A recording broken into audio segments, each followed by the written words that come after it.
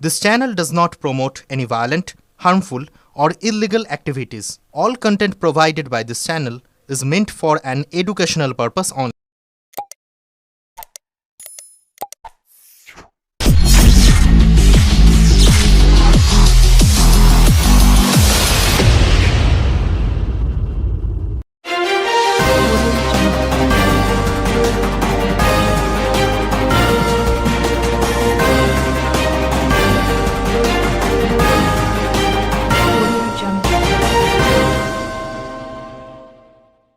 একশো ১৪৪ বছর পর মহাযজ্ঞে গঙ্গা যমুনা সরস্বতী নদীর সঙ্গমে মকর সংক্রান্তির শুভ মুহূর্তে পূর্ণরূপ দিলেন লক্ষ লক্ষ পুণ্যার্থী।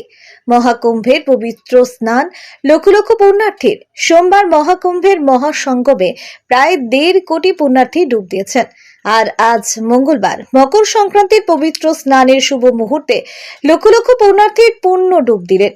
প্রয়াগরাজে গঙ্গা যমুনা ও সরস্বতী নদীর ত্রিবেণী সঙ্গমে শাহী স্নান করতে দেশ বিদেশের নানা প্রান্ত থেকে ভক্তরা একত্রিত হয়েছেন। হর হর গঙ্গা স্লোগানে মুখরিত মহাসঙ্গম।